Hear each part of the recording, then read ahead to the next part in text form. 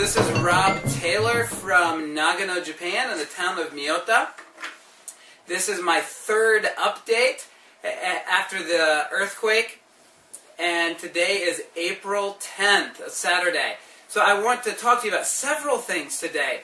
I went to Iwaki again for the third time. Iwaki is a city in the prefecture of Fukushima. It's about 5 hours from here. And I went up for my third visit this past week. I went up on Wednesday morning and came back late Wednesday night. Kind of a summary of what I did was spent all day Tuesday loading the truck. Went up on early, got up at 5:30 Wednesday morning. About a 5-hour trip up. We worked in the warehouse organizing things. I was up to my elbows in underwear and t-shirts all day long. And then we did something called takidashi, which is like a soup kitchen. And we went to a local shelter. And we did that for 2 or 3 hours. And then we came home at about a 5-hour trip home and got home about 1:30 in the morning.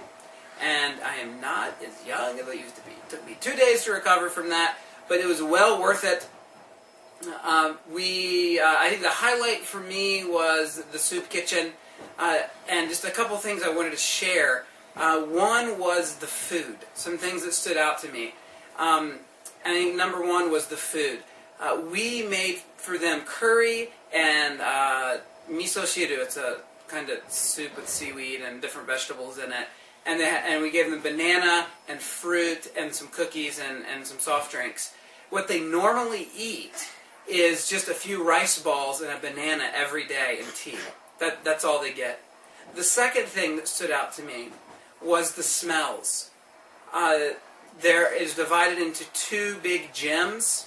I was in the local community center, and the smell was stale. It wasn't like really stinky per se, but just very stale and didn't smell very good. And just imagine living in that smell.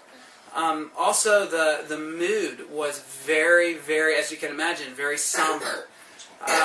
You could walk in and you could hear a pin drop. Nobody was talking. It was just completely silent. They have one tiny little TV in the foyer that about 10 people were around watching, but all they watch all day long is the news and just about the disaster.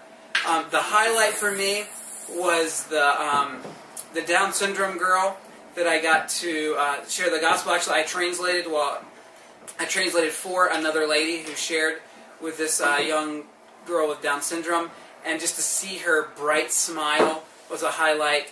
And then also I got to chase these little teenage girls around with a video camera and watch them giggle and go nuts. And so it was good to see a little bit of laughter in such a kind of a somber, dark atmosphere. But that's the same story all over the country in the shelters. And there are tens of thousands of people in the shelters. Well, thank you so much for your prayers and your support. And we hope to continue to keep you updated. And we'll see you in our next update. Sayonara. God bless.